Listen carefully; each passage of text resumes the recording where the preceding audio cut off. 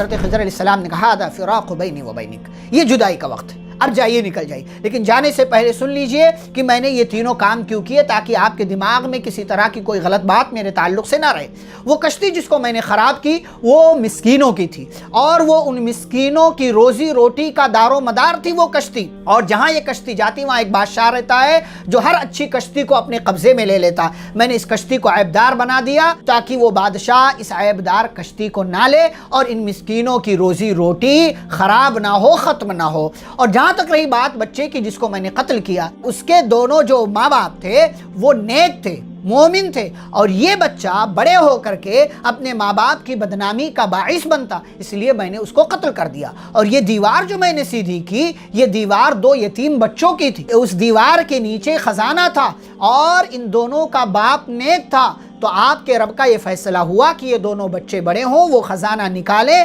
اور پھر اس کے ذریعے اپنی زندگی جو ہے آگے بڑھائیں۔ تو یہ کام جو میں نے کیا ہے نا، یہ اپنی طرف سے نہیں کیا، یہ میرے رب کا فیصلہ تھا، میرے رب نے مجھے بتایا ہے، اور یہ اس بات کی تفصیل ہے جس پر آپ صبر نہیں کر سکے۔ تو یہ واقعہ اللہ نے ذکر کیا جس کے اندر بہت سارے پیغامات ہیں، ہمیں علم سیکھنا چاہیے، علماء سے جڑ کر کے رہنا چاہیے، حالات پر صبر کرنا چاہیے، ہر دفعہ اعتراض کا پہلو اختیار نہیں کرنا چاہیے، جو کچھ دیکھیں اسے ہی سب کچھ نہیں سمجھ لینا چاہیے، کبھی کبھی جو دکھتا ہے وہ ہوتا نہیں، اور جو